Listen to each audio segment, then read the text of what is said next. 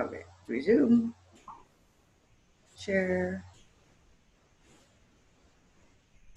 Okay, we were talking about the ABCs of positive reinforcement training.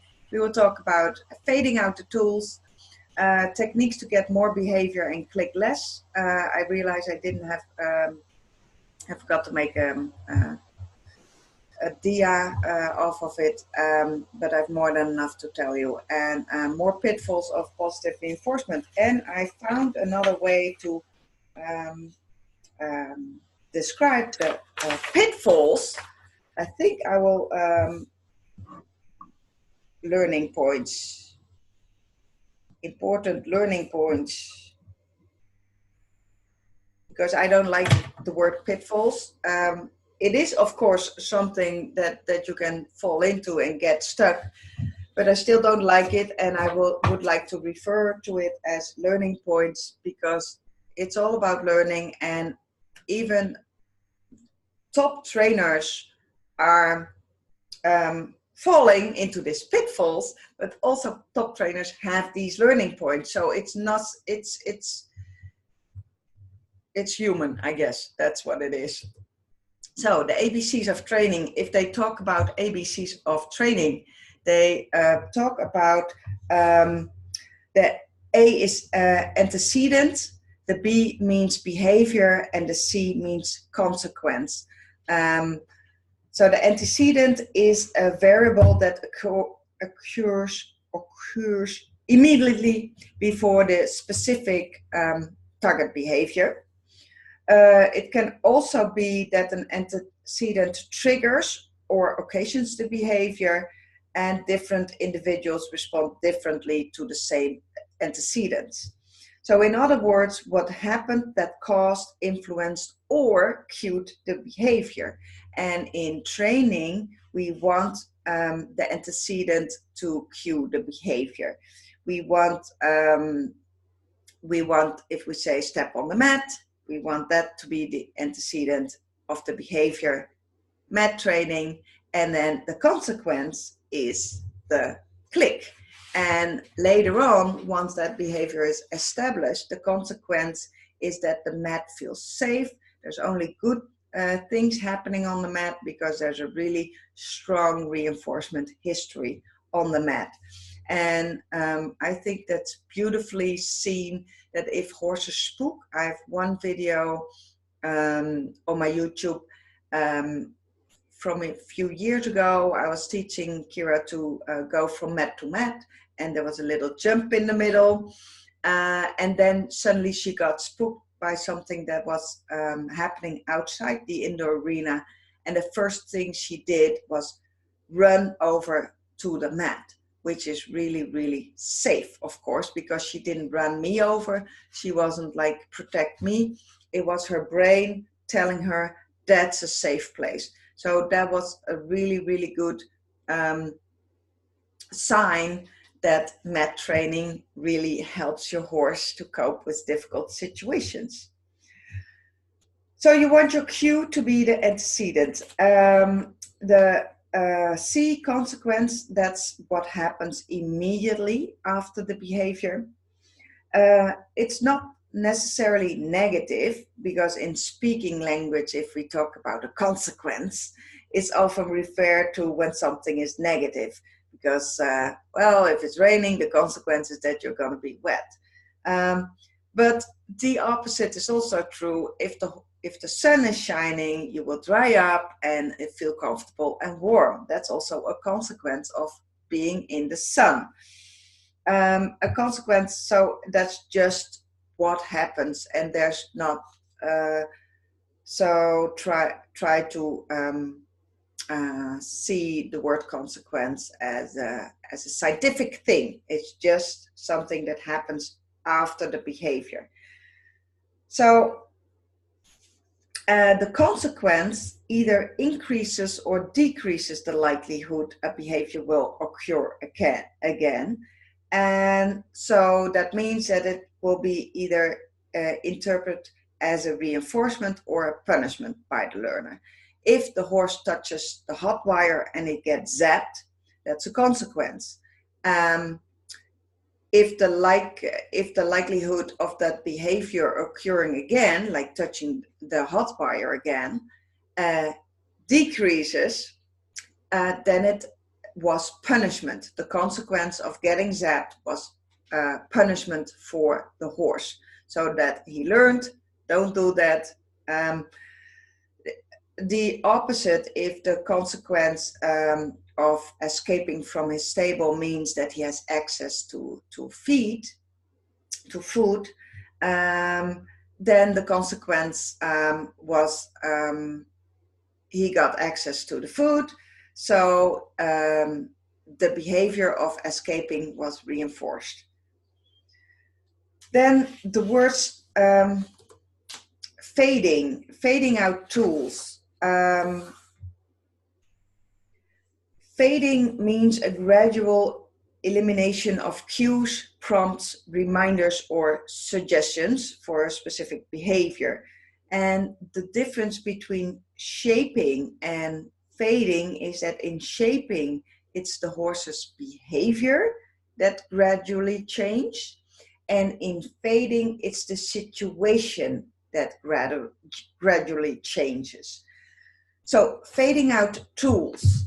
Well, you have been fading out tools since the beginning, because think about when you worked in the Ultimate Horse Training formula with protective contact, just to practice your free shaping skills.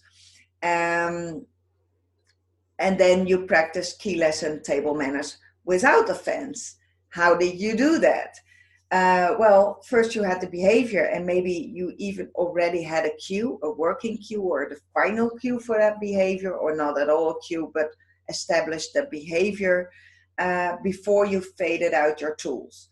So some of your physical tools are just aids to train the behavior, and it can be very handy to fade them out, because if you're fading out your tools, your cues or signals can be smaller and more subtle, which is always nice because it looks more beautiful.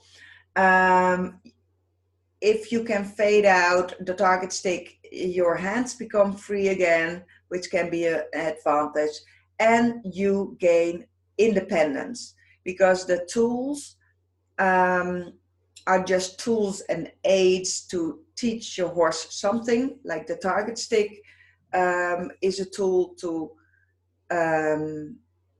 create a behavior, and that's what we're going to talk about in Clicker Training Mastery, which is really exciting to me, because then you use the key lessons not as a goal, which we talked about at the beginning, like how long do they have to touch something, but as a tool.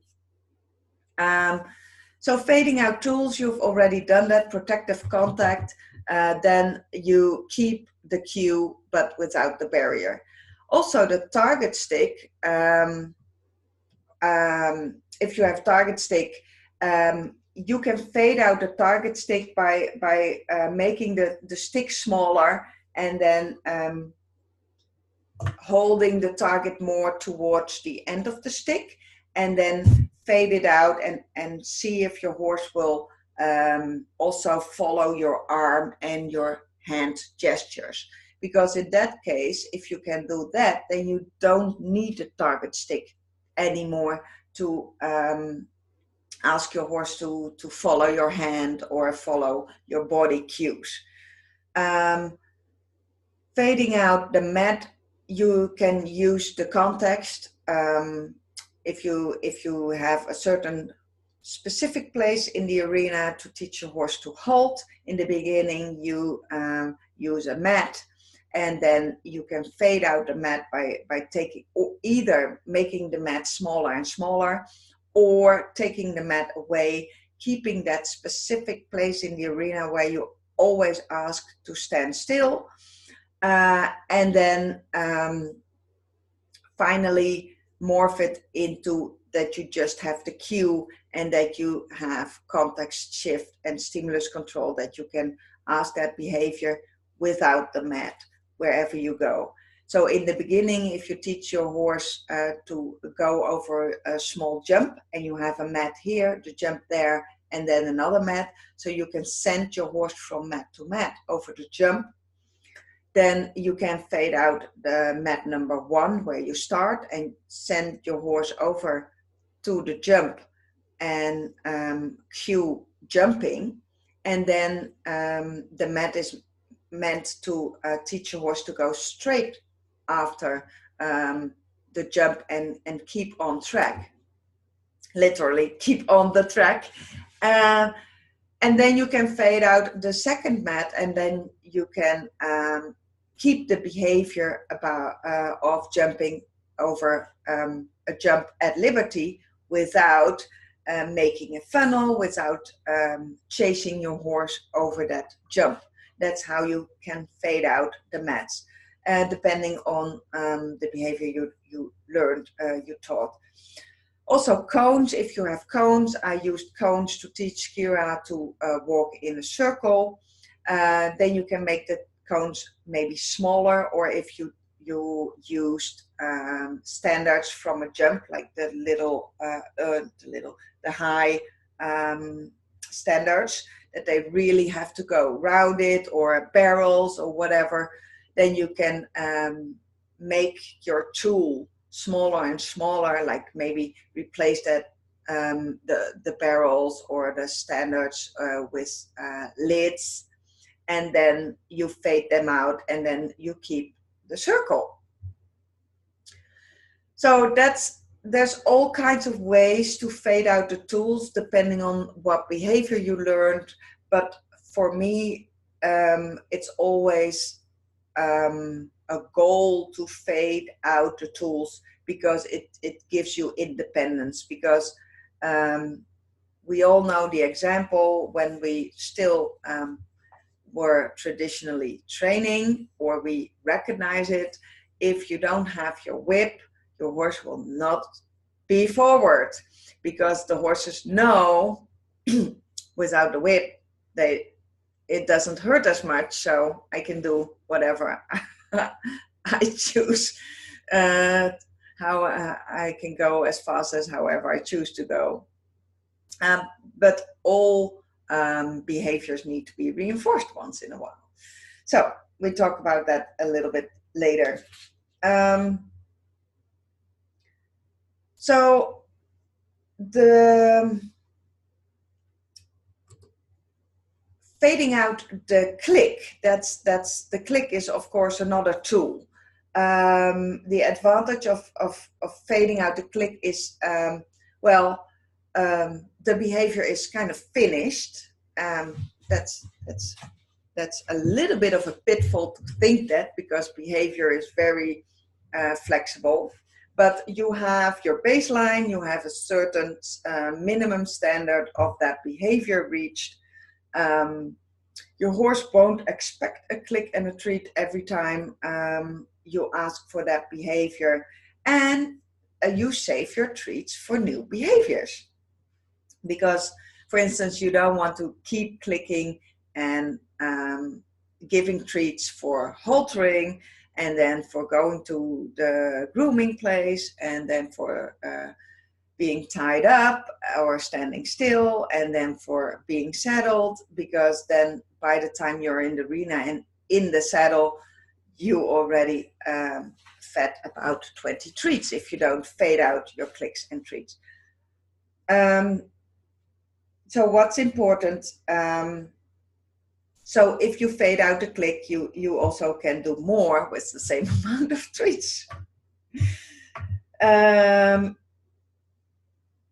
The way to go is you need to have that behavior under stimulus control. The 4 criteria that I talked about last week, which is the horse reacts promptly every time the cue is given. That's the latency. So you cue and your horse will react. The horse doesn't perform the behavior in the absence of the cue. So that's the no cue, no goal behavior. In other words, only on cue. The horse doesn't offer some other behavior in response to the cue, like when they're guessing or trying to get a reinforcer from you, and the horse doesn't offer the behavior in response to another cue. So those are the 4 criteria of stimulus control. So once you're ready to fade out the click, it's good to realize if the behavior is under stimulus control. And how strict that stimulus control is up to you. And I think it varies per behavior. Because one of the criteria is that's a hard one, because this is the science and the theory, and then you have to practice, because the horse doesn't perform the behavior in absence of the cue. Well, for key lesson patients, you still want your horse to stand. Mat training, standing square is always kind of part of the behavior, and I'm okay if they keep standing without asking. So there's a little thing that's always on my mind, but there's still a part of that behavior. So you can fade out the click, and I'm specifically talking about fading out the click, which is not the same as fading out the reinforcer. So in the beginning, that's step number 2. You reinforce the behavior with a treat, but without the click. For instance, once your horse knows how to put his head into a halter and you keep clicking, you can click for, oh, maybe your horse was putting his head a little bit up, or he was just moving backwards. And then you pinpoint that part of the behavior. While if it's more like the whole behavior, the horse will understand, okay, haltering leads to a treat. And then you can even get more behavior, like you have the haltering, but then you give the treat when you're going to the gate. Or you halter, you go to the gate, and then he gets his treat on the grooming place or wherever you want to take him. So you can still, in the beginning, reinforce the behavior with a treat, but because there's no click, and you have to see, it depends on how your horse reacts, but if your table manners are good enough, there won't be any mugging and they will totally understand. Otherwise, you have to take a step back. And this is specifically why I only teach this in advanced courses, because here the concepts are more important than the rules and the step-by-step. Because in the beginning, I insist on no click, no treat, because it needs to be very, very clear for the horse. There's no hand feeding. While in advanced training, because the behavior is under stimulus control, the horse exactly knows what to do. The behavior, even the cue behavior turned into a habit, then I think there's you can fade out the click and still treat, and then fade out the treats. And I said quickly, because you don't want to get stuck in still feeding the treats, because what you basically want to do is make the sequence of the behavior longer and longer. Like, okay, I'm coming to the pasture, I want you to come to me, I want you to halter yourself, I want you to walk with me, I want you to walk through the gate to the grooming place, and then you get a treat. And that's like a really long sequence of behaviors already. And then you can fade out the treats quickly, because then you can start on the variable ratio schedule, which only increases the behavior because you get unpredictability. And the horse is like, maybe I get a treat, maybe I don't. I'll better do my best, because I would like to make the chances as high as possible in order to to get a treat. And if you always give treats, always give the same treats, you become very, very predictable. And then it doesn't even matter for some horses if you come with a bucket. Well, this is for traditionally trained horses. Clicker trained horses will probably always come, but there can be a chance, especially if you still have behaviors, and we all have that, that we still have behaviors that are negatively reinforced, and the horse just thinks, so one treat, one hay cube, and then I have to ride for an hour? Nope, not today. So they can really make decisions, and they are way smarter than we think. So I had my first pony, well, his mom actually, she was very smart. She saw the bucket, she knew how to come, grab a mouthful, and then run off. So even if we had a bucket full of feed, we couldn't halter her because she was way too smart for us. But we weren't always really, really nice to her, I must admit. And she had a really long history of being, well, punished and mistreated by humans. So you reinforce the whole behavior for a treat, and I think that only strengthens the behavior, because once your behavior is under stimulus control and you have a certain quality of a behavior and you keep clicking, I think the behavior can deteriorate, because with the click you have that scalpel to sculpt the behavior, and once your sculpture is already perfect and you keep chipping away, then it's not going to be improving. But you can improve it by still reinforcing it. But fade out the quicks, fade out the treat quickly.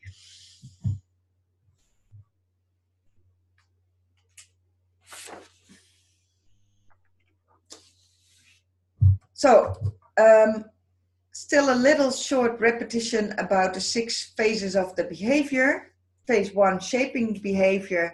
Phase 2, putting the behavior on cue.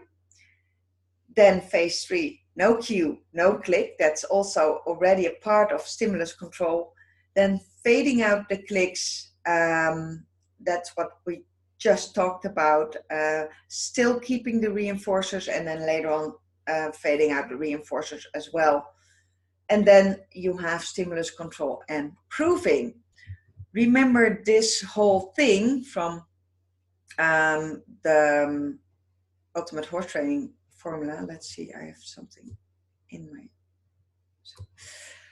This is the whole training process, how positive reinforcement goes. It's very different of negative reinforcement, because in negative reinforcement, the command is also a part of the aversive. And because if you do this, like walk backwards, if you don't listen, it will become bigger and bigger until the lead rope is really aversive and causing pain, or at least enough discomfort for your horse to back up.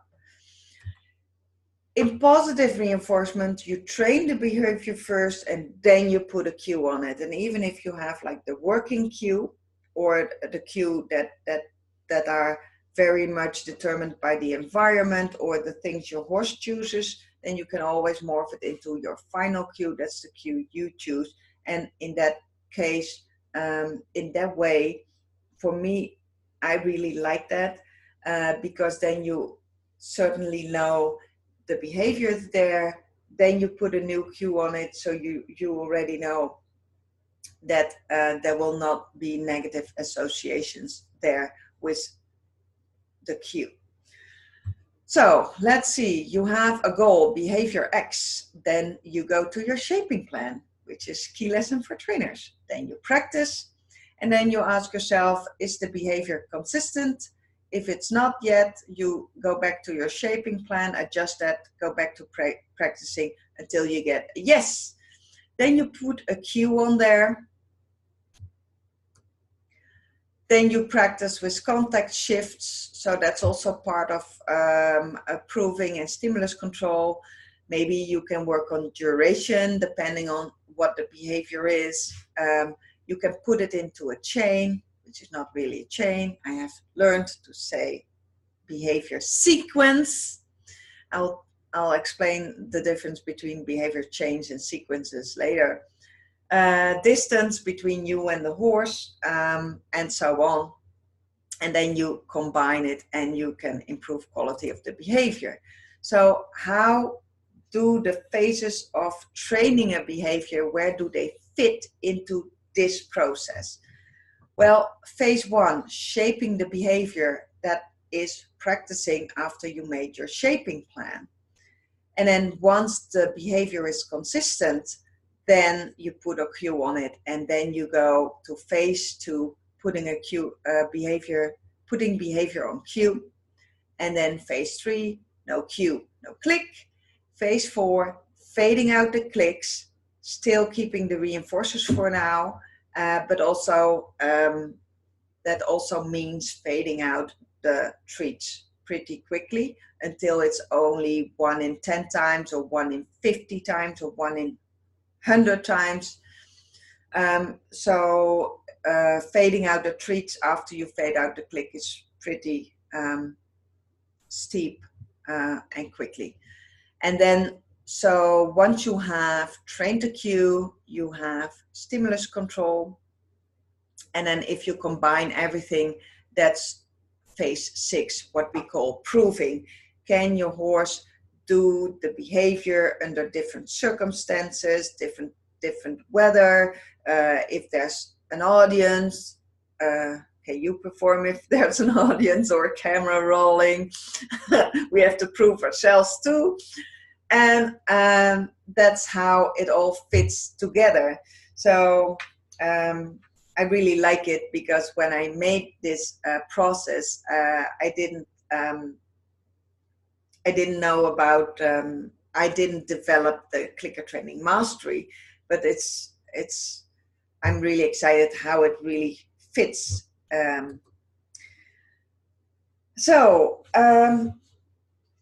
Today, now it's time to talk about the case studies. Well, let me first ask if you have any questions about the previous theory. Yes, no, maybe so. You're muted. Yeah, I was muted. I was looking for how to unmute myself. No, it's all very interesting, and it's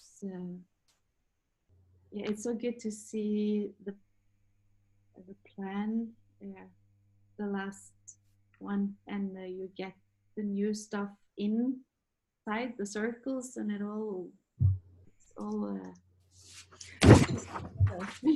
I'll make a note. I will upload those pictures. Mm-hmm. Yeah. Because then it's easier to find it back. Yeah.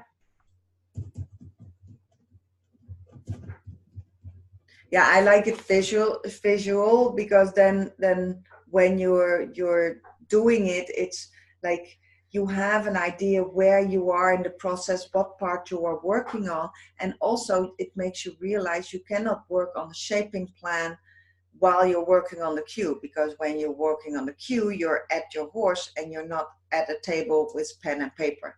Yeah. So it makes it also easier to separate the different steps, because otherwise it's one blur of. Yeah. So the case studies is, I would love to hear your goal behavior with a clear description. I think you already are there. And then I would like to ask you how about your training plan. And that kind of includes the behaviors that you need for your case study, and we'll use the environment, the timeline, and also the purpose, because I think it's really important and fun to ask and see how this fits in your bigger goal with your horse. Mm. So let's start there. Your goal behavior again. Yeah, I want to be able to lunge freestyle, and when I got Shakira, I was going to lunge her, and she was standing in the middle, and I was running around. So now I'd like to be different. It's something she's always hated, going circles. She's never enjoyed it. When I did Pirelli, she would do it, but I knew she hated it. And if I ever asked for canter, she would just pull herself away and run off. And I was not able to hold her at all. So for me to be able to lunge her on a circle and she will be happy, even if it's just walking, and if it's trotting, it will be amazing. And if she's cantering, I'll probably faint. And I think it would be so good for her to be able to do that to get some exercise as well for her body, and to be able to bend and work out. So I would really love to get there. Okay, so what's your goal for the next 6 weeks? Like 10 minutes lunging, 1 minute, 1 circle, 500 circles? If I could get her to trot 2 circles, I would be amazed. And okay. Next question. Sorry to interrupt. 2 circles. Yes. That's very clear. How would you like to do that? How big are the circles, and are they going? Is it 2 times on the right rein or on the left rein? Does she have like a preference? Do you want to use that to start with? Yeah, I want her to be able to go both ways. Both ways. Yes. And I would love if I was able to fade out every cone, and I'm working on around the circle now. She can go around. I don't need to have a rope around, so I can have four cones, and but then I can't have too much distance because she wants to follow me. So I'm working on moving her shoulder out and away from me, and she is getting, it seems like she understands it. And when she gets to the cone and I tell her, oh, go out, move out, she will round around the cone and go outside. And I also use the target to help. Today I put a string up around the cones again, and I used a longer target so I could stay more inside, and she was able to walk in a circle. So I'm on my way to get there, I think. Yeah. And she even trotted. Okay. I would like to go back to what the goal behavior is, because I really, really, really want all criteria in there, because that's the only way you can check it off. Yeah, reach that criterion, yes or no. So it must be a measurable criteria. Trot, 2 circles, both ways. What does that mean? 2 on the right rein and 2 on the left? Yeah. Or does that mean 1 on the right, 1 on the left? 2 rounds on the right rein and 2 rounds on the left rein. Okay, so the goal behavior is 4 circles to right rein, to left rein. Okay. Yeah. Next question, and I ask this because about what you told me in the Pirelli, she pulled herself away in the canter. So I would like to go back to that part because I have a few questions about that to guide you, to help you. But the next question is, how big are the circles? How many meters diameter? Yeah. It's a bit small because I have it inside my paddock, so I think it's I will have to measure for sure, but I think it's about 10 meters. So it's probably a little too small for canter, maybe. Yeah. Well, that's the thing that I wanted to ask you about. When you told me that in the Pirelli with the circling game, she pulled herself away in canter. If you ask yourself what caused her to pull away, like what are the antecedents for that behavior? Like what happened before she pulled herself away? What do you think was going on in just normal language? What was her gain by doing that, and what was the cause?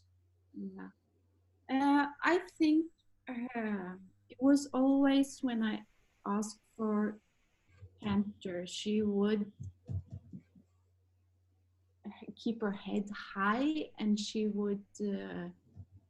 I don't think she will not canter often by herself either. So I'm not sure if she has any good balance in canter, and I think she found it very difficult to canter. I think so too. Like and as far as the reinforcement, what was reinforcing and what wasn't? Well, as when she pulled away, she would. If I was doing it in the paddock, she would just get away and get a break. And if I was on an open field, she would run off and start grazing. And of course, that's a great reinforcer to be able to eat some grass. And I guess I would have a bit of problem to get her back to me, because she would try to avoid me then afterwards. Yeah. Yeah, because it's of course it's a time a while ago, but that's how I want you to learn to think. What happened? Because the questions are, did she pull away from the circle because it was physically very difficult and maybe even painful, or just hard, and she wanted to get away from that, escape it? Or in a field, maybe in a field, the reason was to go grazing. Like then it's still a positive reinforcement, because that reinforcement, it was more fun to graze than to canter on a circle. So if you can find out, and different situations have of course different antecedents, what causes the behavior, but if you and always think from the horse's perspective, not in a way like, oh, she's getting out to get me, or she wants revenge because yesterday I did something she didn't like and now she's doing something that I don't like. I know you're not thinking about it, but for I'm just giving this. I want you to learn to think like what happened. Was what was reinforcing in that moment? Was there self-reinforcing behavior? And how can I use this information to train the behavior now?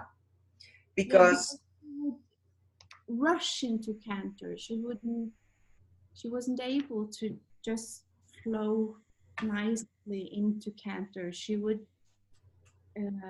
rush. She would trot faster, faster, faster, and then fall into canter. yeah, and I would kind of holding her because she was falling outwards.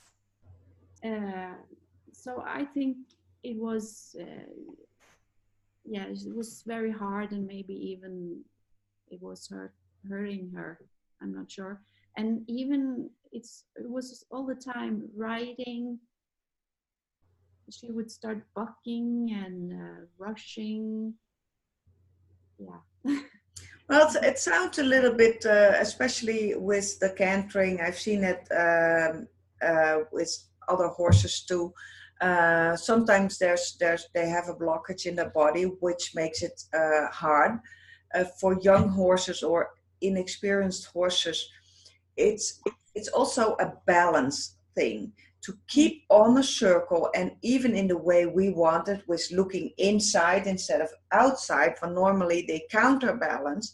If you see horses, young horses, they always counter on a circle with their heads outside, because otherwise they have the feeling, because they're not bending, they're falling.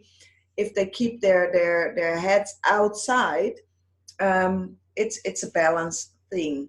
Then the second thing is, of course, it's very hard on a lunge line, because it allows for only a smaller circle. So if you want to train canter, like in the future, you can start really, really, really big and then make the circle smaller and smaller, but therefore she needs to canter first, and then you have to put the trot canter on a cue. So she doesn't have to fall into canter, because she cannot keep up. But there are ways that that can help your horse to teach Shakira that. But let's focus on now on trot, four circles, 10 meters. Do you think that's possible? And do you have kind of a speed envisioned? What does the trot look like? How fast? I want to be calm and relaxed. I want to see that she is aware of herself, aware of her feet. So I don't want her to run around. I want it to be slow, and I want her to have a correct bend and yeah, look nice. Okay, very nice. The correct bend. What does that look like? I want her to have her nose slightly inwards and her body following the curve of the circle. Okay, perfect. Because that's what I want. I want the goal behavior described in detail. Yeah, and I want her to be able to hold her nose in with her chest. Is that the right place? And 90 degrees, not too much. So her head on the vertical or slightly out, because I think slightly out the vertical, like nose, just her nose out of the vertical is also really, really good. Yeah. I want you to do it in a healthy way for her. Yeah.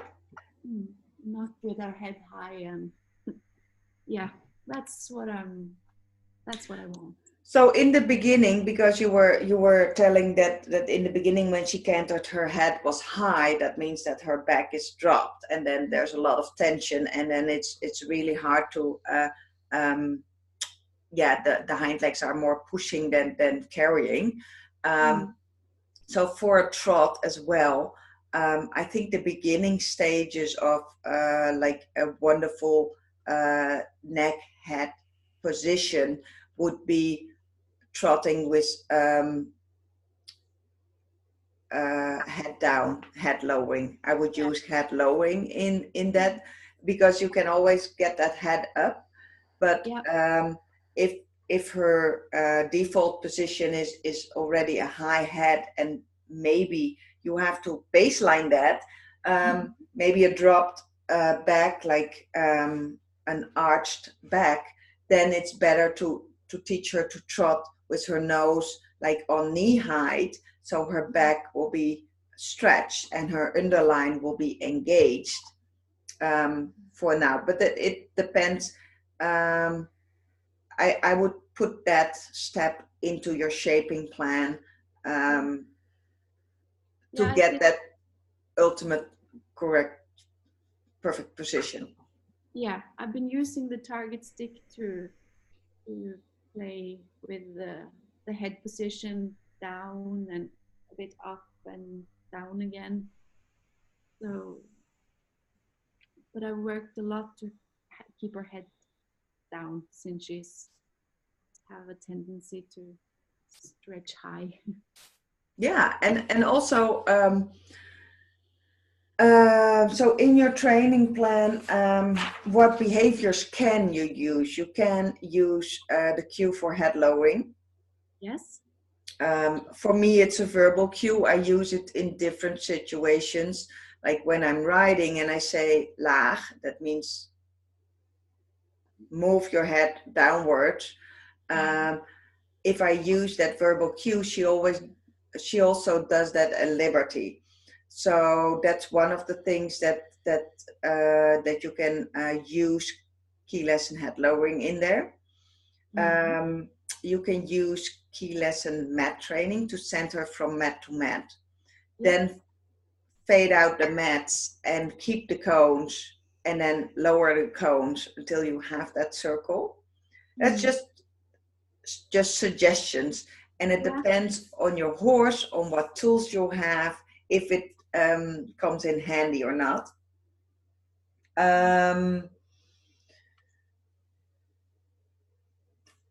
Those are the tools that you can use. You already explained that you taught her to move out. What I did in one of the clicker challenges, I taught Kira the cue walk around. So if there was like a cone, and I was on this side of the cone and Kira was on that side, I pointed. You can also use a target stick to teach your horse to go around, and then I put a cue on that, like go around in Dutch, go around, om. So now she knows if she's approaching a cone and I point and I say om, then she knows she has to put the cone between me and her. Yeah. And it's very wonderful that horses can understand the concept. So if there's like a barrel and I say go round, she will go round. And then I click and then I go towards her. And that's also a point that I forgot to mention, how to get more behavior after the click. Is the click also becomes a cue. I will talk about that in week 3. I will make a note to add that. Click becomes cue. Because you click and then there's more behavior, because there's the behavior that includes table manners, for instance. But you can also use, and that's an advanced technique that I don't teach beginners because it will only confuse them. For instance, if you want to teach your horse to walk around a cone, the moment you send them to a cone, I have a video of that, I will share it. Yeah. I clicked Kira to go towards the cone, then I clicked her, and then with my body language, I asked her to walk around the cone so she could take the treat off of my hand.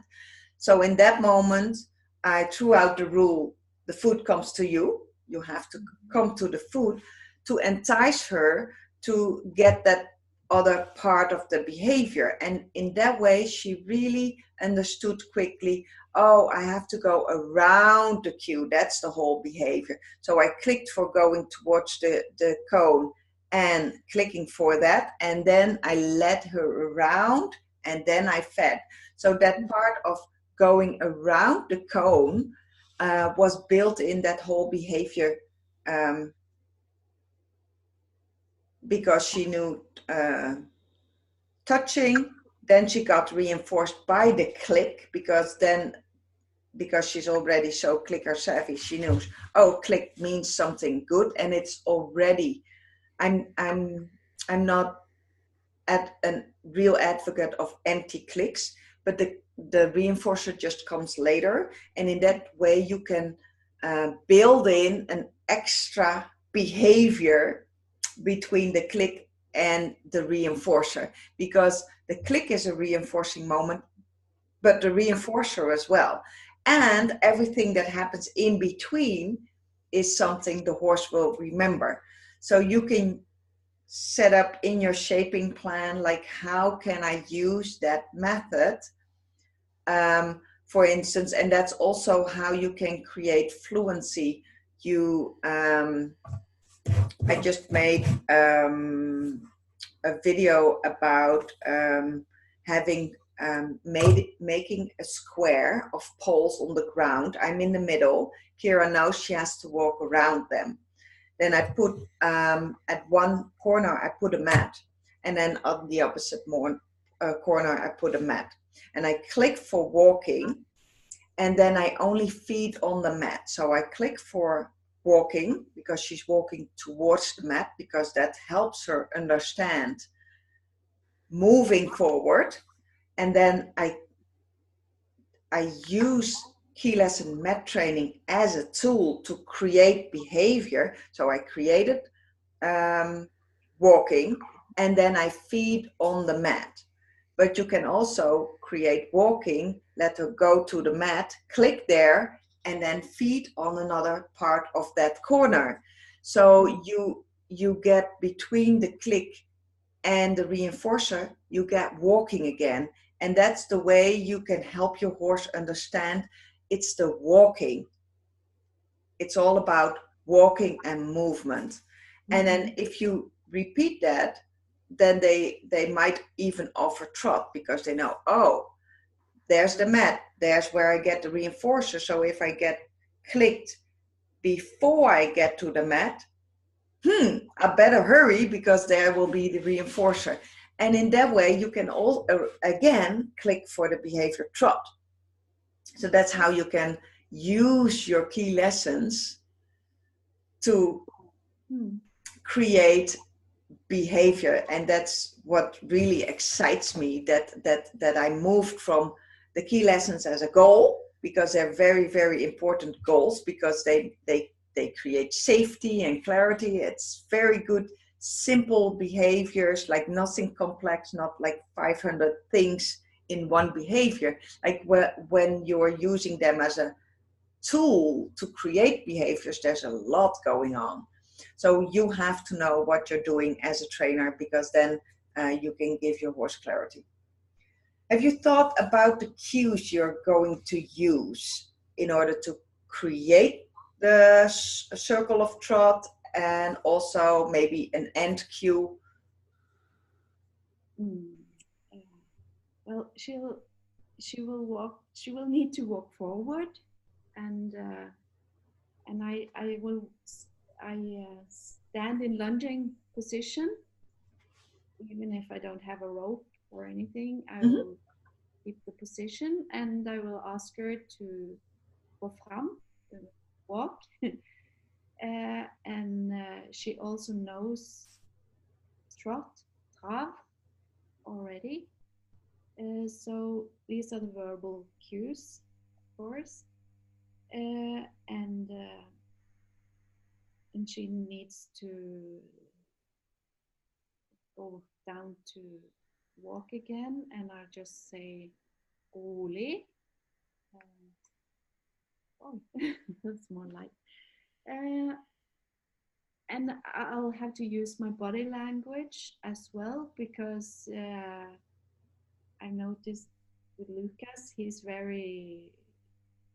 reads my body language. So to get her a trot, I also get more energy in my body, and yeah, lift up the energy, and to relax, go down again to walk. I'll have to relax myself. So I'll use the words and I'll use my body language. Excellent. Yes. So you have so much clarity about how you're going to train it, and then this is just the theory. Then you have to take it out there, take it out in the barn, and ask your horse, "Hey, what do you think? Is this clear to you or not?" And they will tell you. And then you go back to the drawing plan and to your shaping plan to adjust. And I really, really would like to encourage you and also Caro to keep track of the whole process. Like, oh, I thought about this, and in my head it looked like that. So, because if you have your case study, I really would like it to be so much information about the process and the concepts you're using. You can always go back, like, oh, after this course, oh, I have another behavior I want to train. Oh, what did I do? Oh, this is the steps I took. This is what happened. This is how I adjusted it. Maybe I can think of more key lessons to use. Maybe I can find more tools to give my horse clarity about the behavior, and then fade out the tools. Like, what can I use? How can I do it? Because in the beginning, also for you, I can see that you will train in your paddock, but later on, maybe if you want to go over to canter, maybe you start doing that riding. Yeah. And then you can just one circle of canter, and then you dismount and let her graze, and then ask it again. So make it very, the hard behavior or difficult behavior, very short, and lots of reinforcement. And how you can do that is, for instance, and for clarity, set up your circle in the field. Yeah. Do it riding, and then maybe work from riding to at liberty instead of the other way around. Yeah.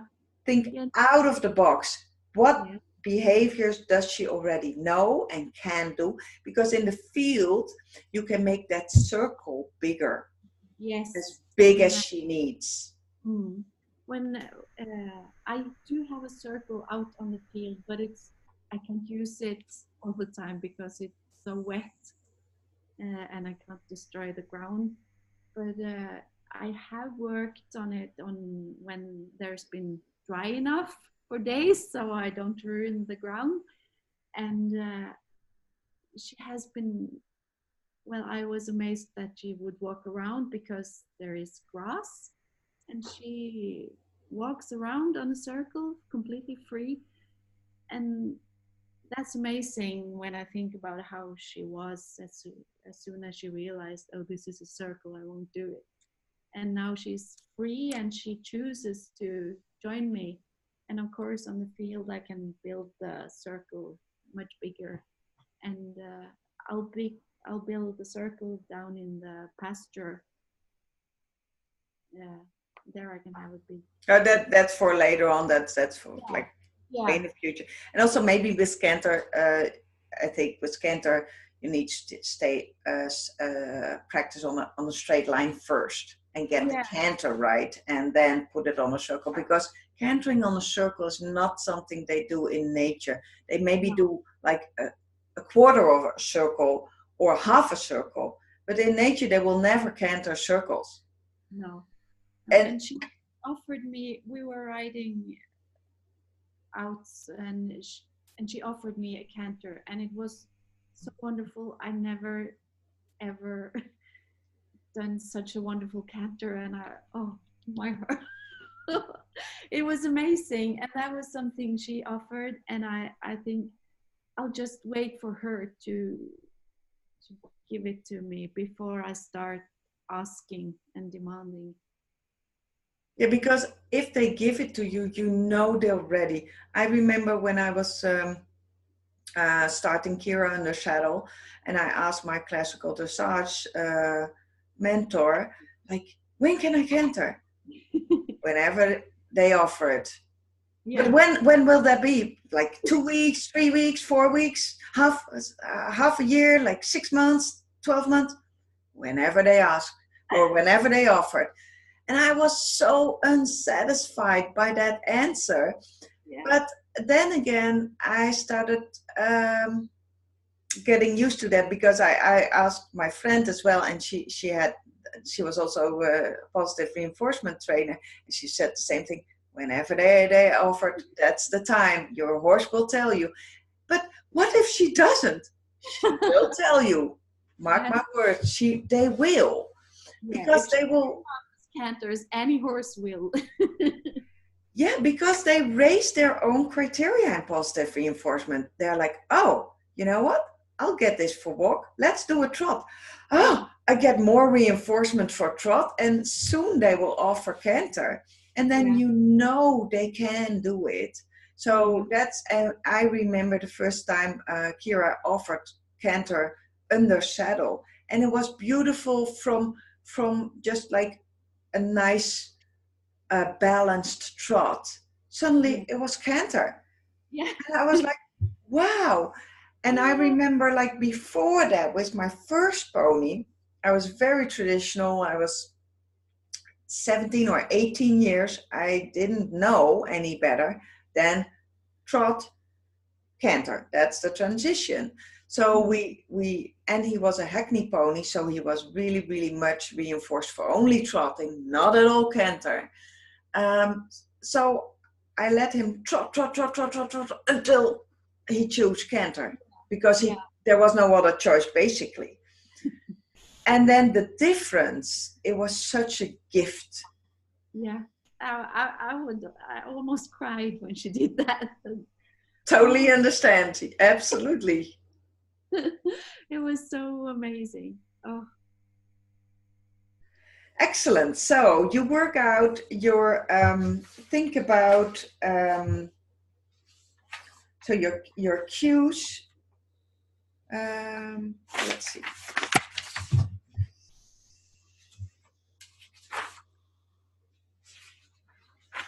I had something. I've written it out about.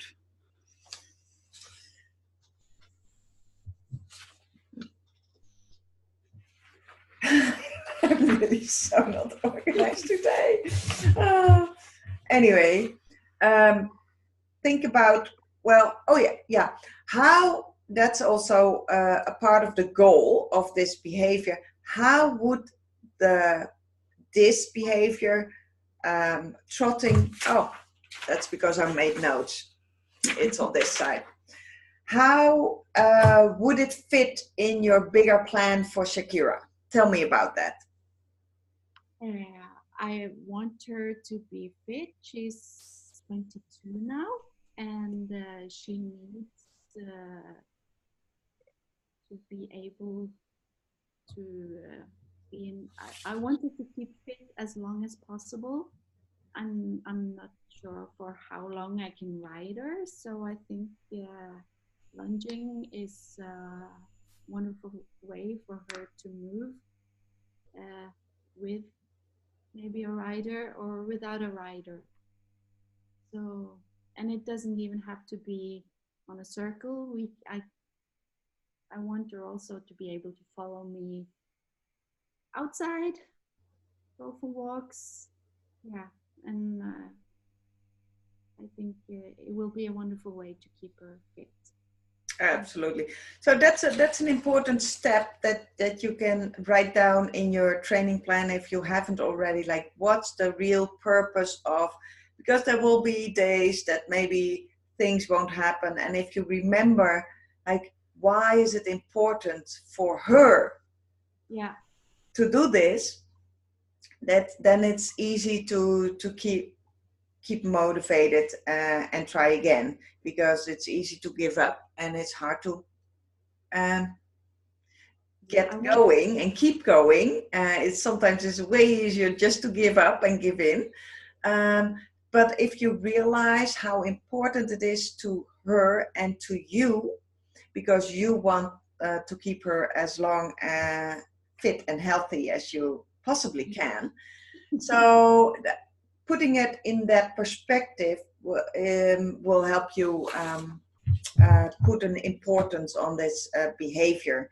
So that's already that's important to know. And next, you can already think about the cues. What cues are you going to use? Do you have maybe cues like? Well, you already told me about the cues that you already have installed that you can use, like the cue for trot and the cue for move around the cone. So those are all parts, all tools that you can use to create an all new behavior.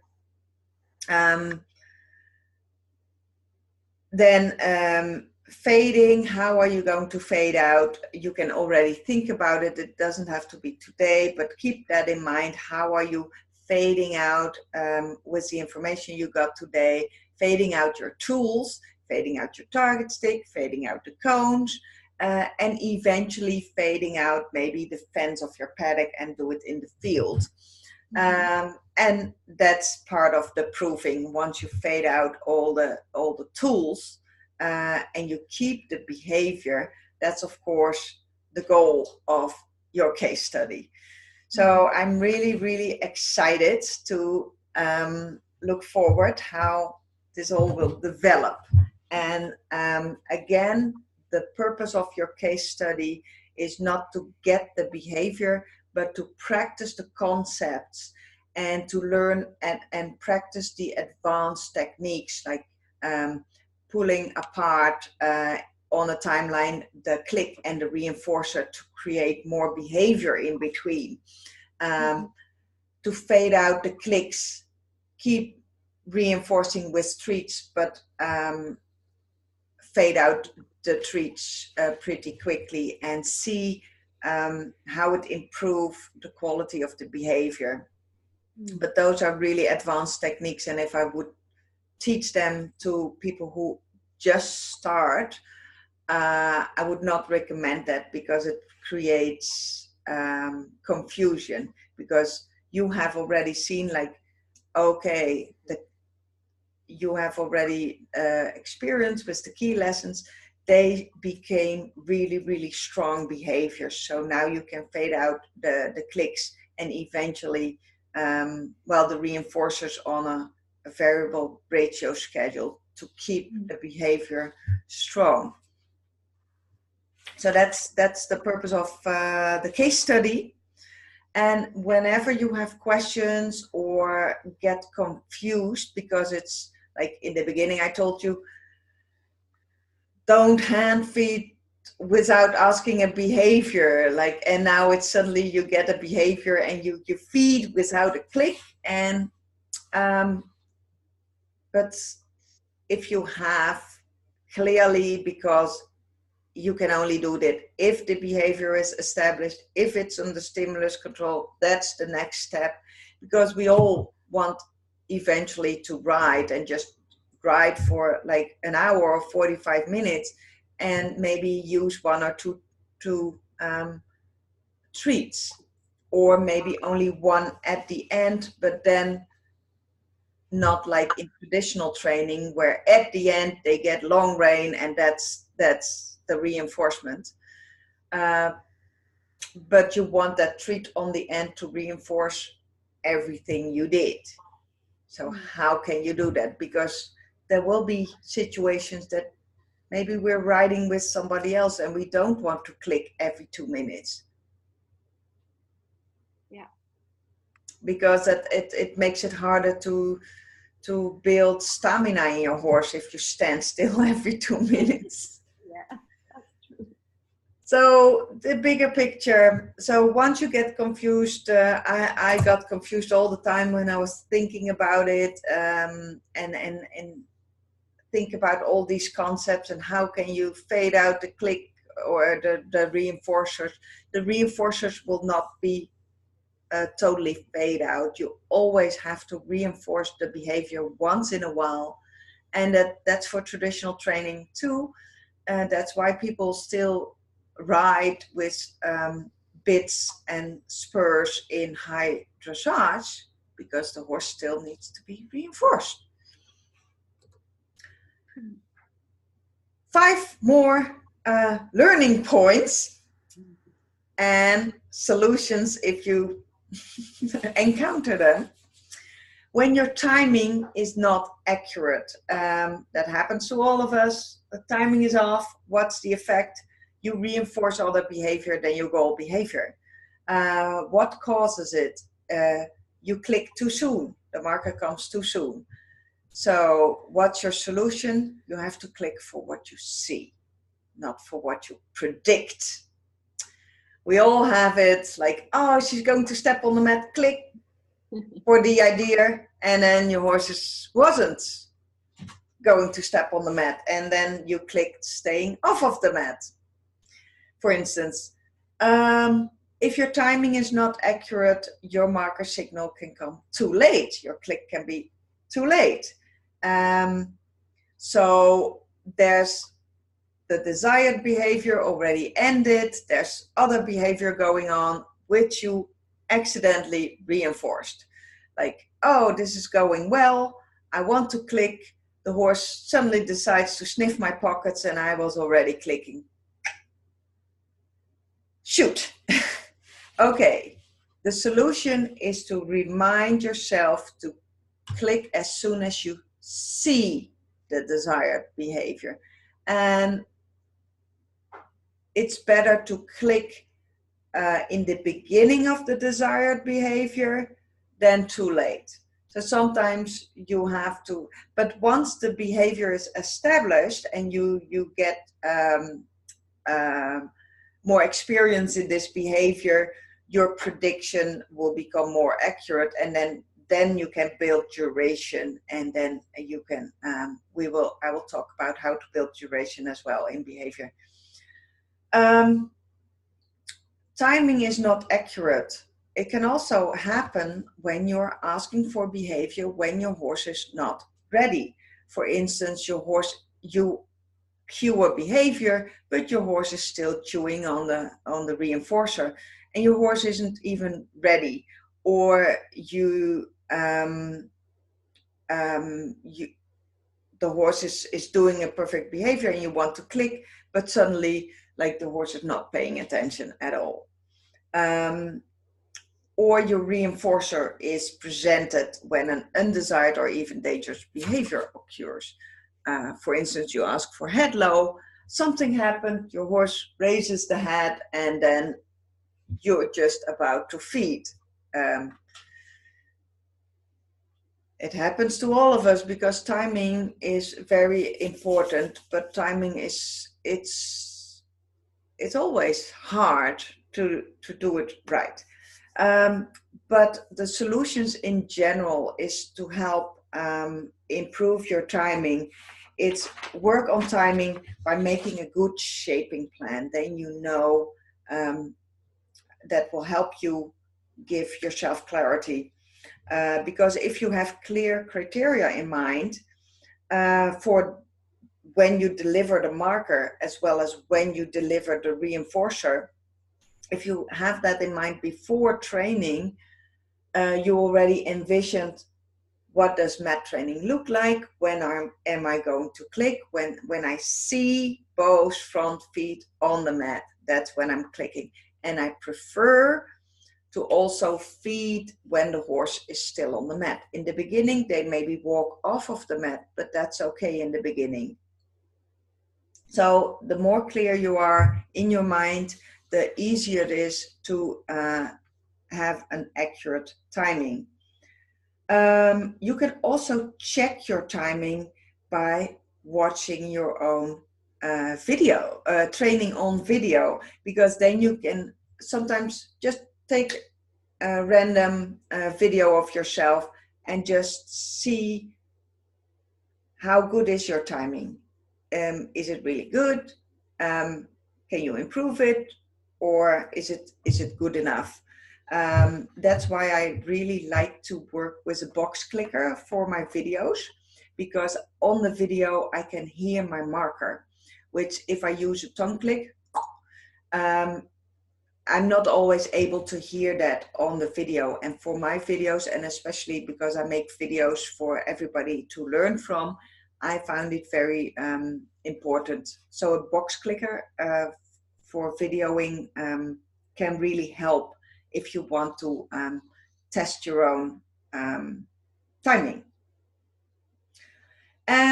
Another solution is a second pair of eyes. Ask somebody to watch you and tell you if your timing was okay or off. Another point of learning, too high expectations. The cause is if you don't really realize that there's a difference between the perfect theory, just like we talked about, and practice, when we bring in our horse with his own agenda and his own mind. So that can cause too high expectations if you only are focused on the theory. Like, okay, you see the behavior, you click, you deliver the reinforcer. But in practice, like what I said, maybe you click for standing on the mat, and then, especially in the beginning, your horse wanders off. And then you have to reinforce, give the reinforcer. And maybe you're reinforcing by stepping off of the mat. So there's a difference between the practice and the theory, because there's so many influences there, but it's still good to know about the theory and practice. Too high expectations. You can get frustrated because you have suddenly somebody's a friend is coming over and you want to show the behaviors, and suddenly you realize, well, this behavior is not really impressive by standing on the mat for 2 seconds. I'll ask Kira to stand on this mat for 5 minutes now. I never ever asked that before, but now somebody's watching, I want to perform, and my expectations suddenly raise sky high, and I'm setting myself up to failure. So one of the causes can be that you feel pressured by outsiders, or that you not take into account the learner at that moment. You can have certain expectations, and then you don't realize that the mat maybe causes fear in your horse, or you don't realize, or you don't take into account, like, okay, we have this mat training and it's perfectly, Kira can stand on the mat for 5 minutes without moving. Let's do a demo. I'll take Kira out to the new environment and expect her to do the same as she does at home without me training all the contact shifts. So that's when you create too high expectations, if you forget about the contact shifts, and also your own mental and physical state. We all have days that we are super enthusiastic, and then suddenly, because we feel good, we expect a lot of our horse. Well, we are already moving differently because we are acting differently. And then the horse thinks, this is not the normal cue. And then they don't perform as good as we expect them to be. Another, if you have too high expectations, that can also be caused by, if you look at your calendar or training plan only, like with the case study, I have 6 more weeks. This is the time, instead of looking at the reality and looking at your horse, which can create too high of expectations, which can cause disappointments. What are the solutions? Well, some of the solutions is asking your mentor or accountability partner for help. Take a look at your training plans and shaping plans and ask help. Like, is it realistic, what I've written down? Another thing is reading back in your training journal to put your expectations into perspective. If you read back that, if I read back that I never ever have asked 5 minutes standing on a mat in a barn that Kira never been to, I can realize, okay, this is where my expectations are a little bit too high. Because then you can put it into perspective, because then you can also realize at home, it's okay. I only have to work on the contact shifts and the proving of the behavior. And it can also help to watch videos of your previous training, just to put everything back into perspective and to see and to realize that you've already come so far. But this little piece is a little bit out of context.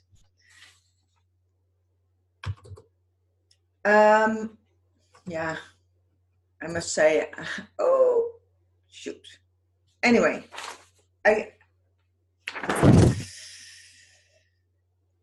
I'll skip that one. Lack of clarity in the learner. I was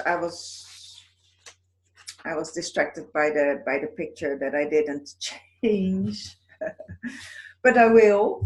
Not fading out the click. That's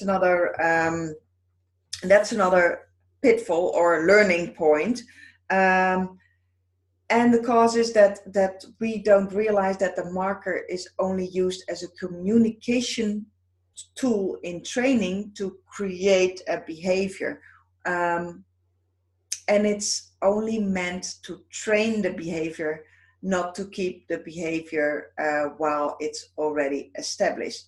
Once you have the behavior trained, you will fade out the click.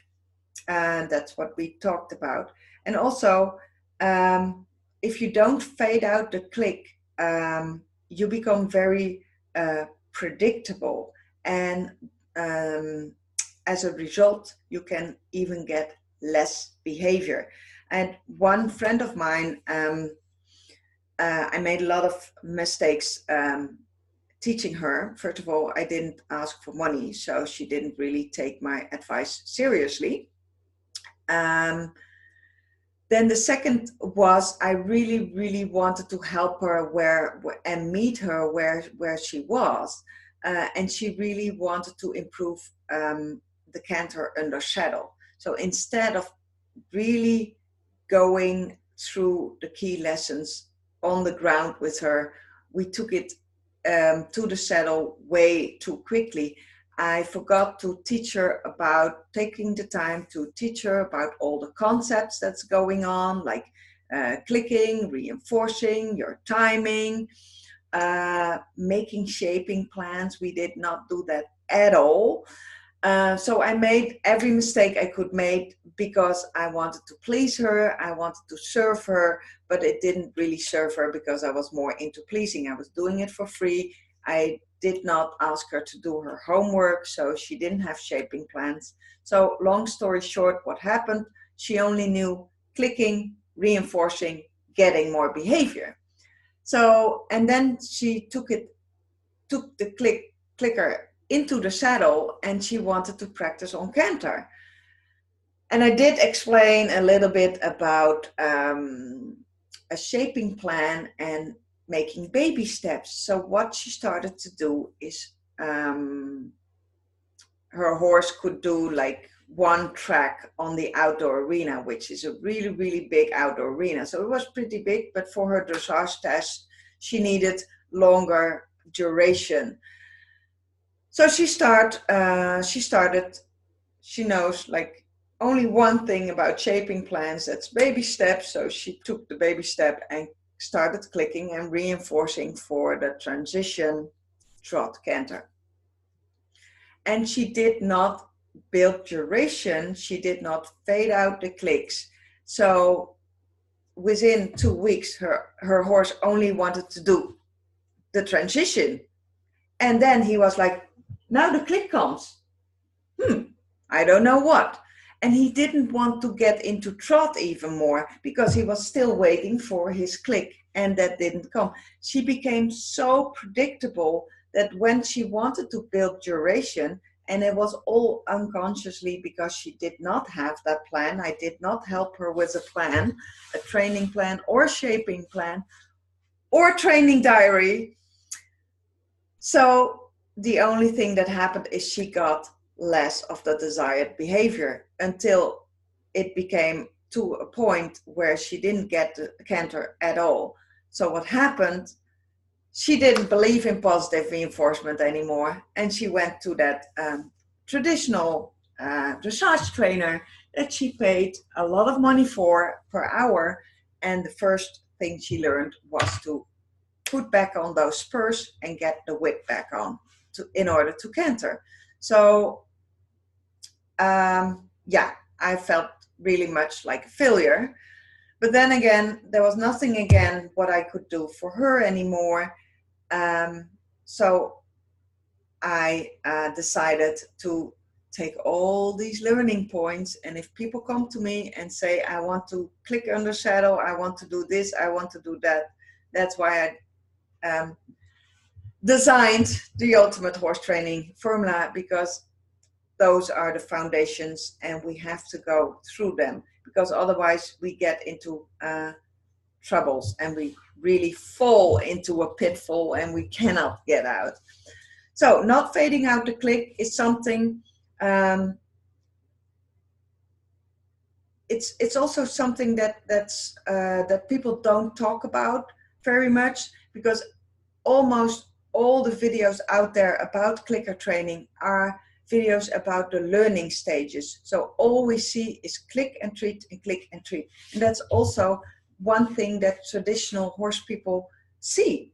Oh, clicker training, it means click and treat 500 times in 5 minutes. That's what they think it's all about. But that's only in the beginning.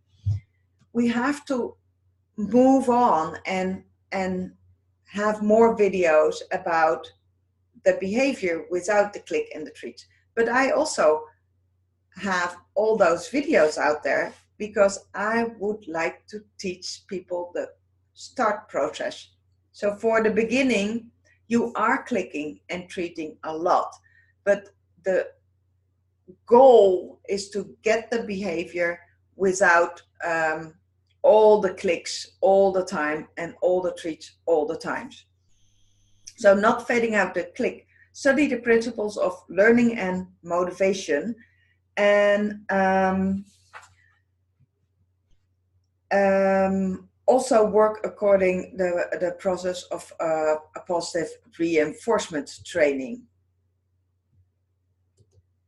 So here we have those phases again, where you can fade out the click, because that's phase 4, fading out the click. And we talked about that, how you can do that.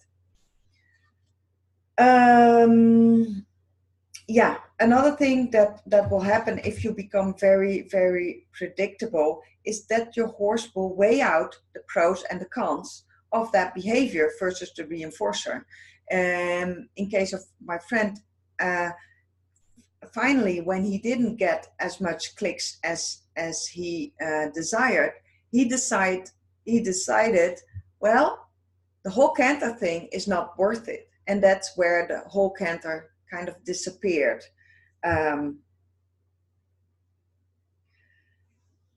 So that's another part, if you become very, very predictable. So you have to fade out. Fading out the click happens during the proving phase. And another learning point we all have is not taking into account the value and the effects of the reinforcers you use in training. What is the effect if you don't realize the value of your reinforcer? If desired behavior increases if it was reinforced, if there's no change, maybe the assignment wasn't clear, or the horse was distracted, or it was not a reinforcement but a neutral thing. If the behavior decreased, it was a punishment instead of a reinforcer. So you have to learn to pay attention to the effects of the reinforcer, and you can use your gut feeling. If you think it helped, it probably helped, because sometimes reinforcing behavior can be small reinforcer. If you think your horse likes the carrot, it probably likes the carrot, because there's something about his body language that will tell you he likes it. If you think, I think he prefers carrots over pellets, you're probably right if you are this far in clicker training, because you already know how to pay attention to their body language. If there's like a slight hesitation, or then you know, okay, it's not as reinforcing as I hoped it would be. So you always have to think about the distractions. If there's a lot of distractions, your reinforcements need to be higher in value. And if there's also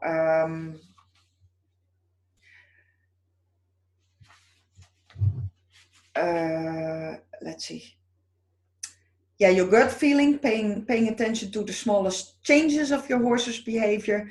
A video can help to verify. Do you really think that carrot is reinforcing or not? Your accountability partner or your mentor can help. And also the assessment form can tell you something about the reinforcers you use. And it's all about becoming aware of your reinforcers. And that's a process. So be gentle with yourself. And now you know it, you will recognize it. If you see that the behavior increases, the reinforcer was really good value. If the behavior, if you're getting less quality behavior, not so much. So that's also the other thing I wanted to tell you about reinforcers, the value and the effect of reinforcers. If you have things that your horse needs to do, for instance, the vet is coming to give a vaccine or an injection, and you haven't practiced that, you have to use higher value reinforcers, because the other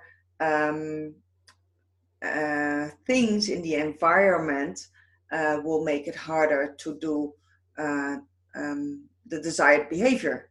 And the desired behavior in this case is standing still and letting the vet put an injection in your neck. So you have to pay attention to the effect of the reinforcer. And also, we already know that the value of your reinforcer can switch in time. After 10 carrots, your horse is maybe not as keen as the carrots as in the beginning of the training. So you can also alternate like hay cubes and carrots, and for difficult behaviors using higher value reinforcer. The cause is not knowing how to measure the reinforcer. Well, you measure it by your results. If you get more of the behavior, same quality, or a decrease in the behavior, there's something probably with your reinforcer or your timing. So the one I skipped was the lack of clarity. That's also another point of learning, a pitfall.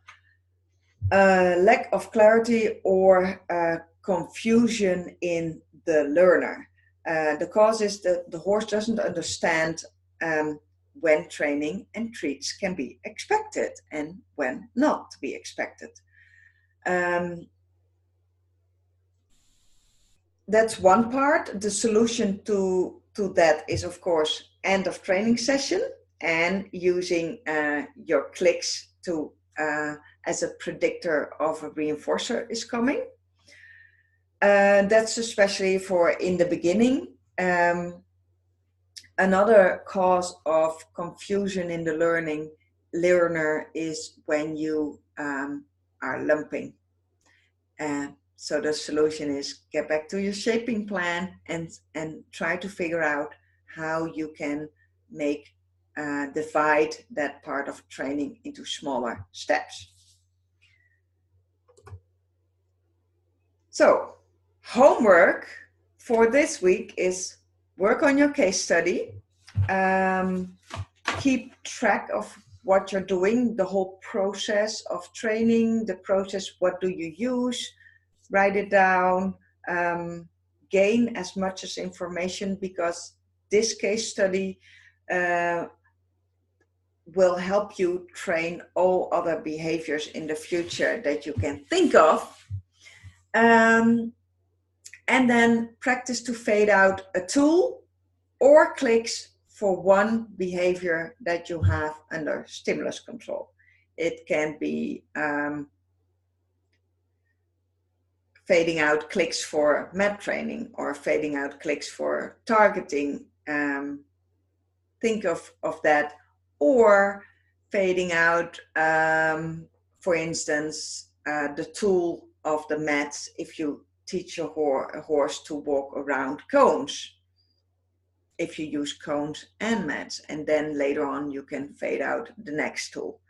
So think of one behavior you have which you use a tool, or one behavior that basically is already established, and fade out the clicks.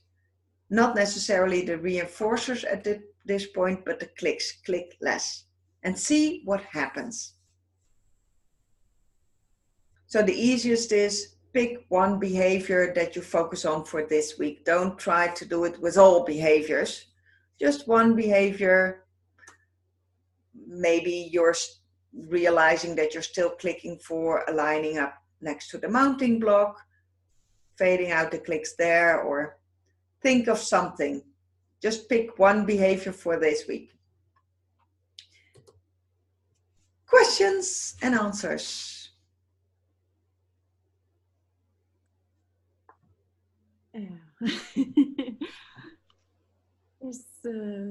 There's so much. I don't know what to ask now, but I'm really looking forward to go practice, and it will be very fun to try to fade out the click, because that's a problem of mine. That's for all of us. That's why I put it in this course, because it was my thing too, that I realized, like, well, where's the point that and nobody's talking about it, how you do that. So that's very great. So I look forward to that. Oh, and unfortunately, I can't practice tomorrow because I have to go to Oslo with my work. So I'll be gone all day, getting up 4:30 in the morning. And so I'll have to wait for Friday. So well, you can take that time, because the thinking part is also really a big part of training. Before all this, I was thinking that training a horse meant being with the horse. Yeah. Now I realized the most important part of training is here, and I don't need the horse. I rather are not distracted by my horse while I'm thinking about my plan.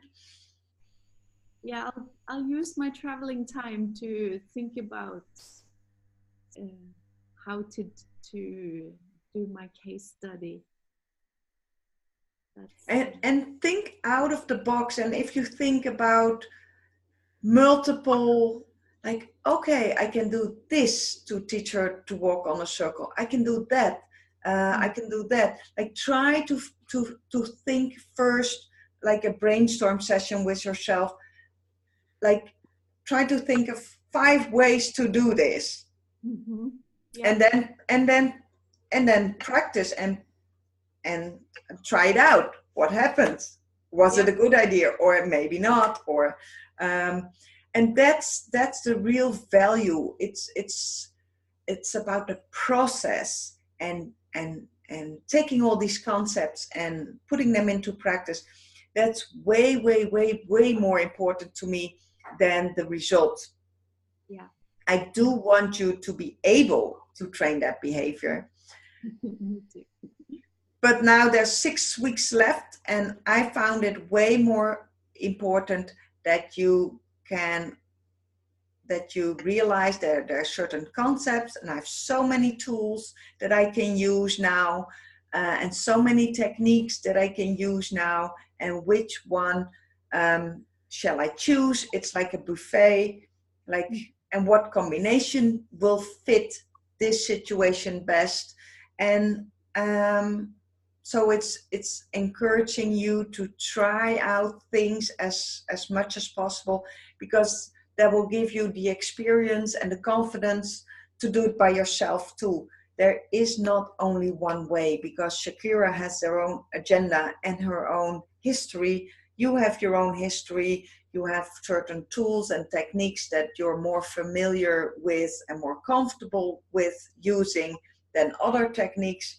So you can choose to stay with your familiar tools, or you can specifically choose to try out maybe the tools that you don't use as much. Like in the beginning, when I started clicker training, I did everything with free shaping, which was incredibly difficult. But I didn't have the target stick. And when I realized that the target stick was more than teaching your horse to touch an object, I discovered, wow, like, oh, target. Oh, that's really helpful with the mounting block. Oh, knee target. That's really helpful for Spanish walk. And now also like targeting away from me. Then I keep the target stick under her neck, so she has to move away from me. That's how I taught her, when sometimes she doesn't want me to go and then she blocks me, just in the way that mares do when their foals wander off. She just stands like that and I cannot walk. But now I have a cue for her to move away from me, so I don't have to let her walk a circle around me, because it's always a circle on the left. It's always so. I want her to move to the right, because you're walking on the right. I want you to move back to the right. And now I have taught her this with the target stick. I faded out the target stick, and now she knows if I cross my legs, she will cross her legs too. That's morphed into that behavior and that cue. So that's really handy, because I don't have to push her away. And I really like that, because that's one of the things that I could never imagine. How can you teach your horse to move away from you without pressure? Yeah. Well, the target stick, it's a lure. Use that.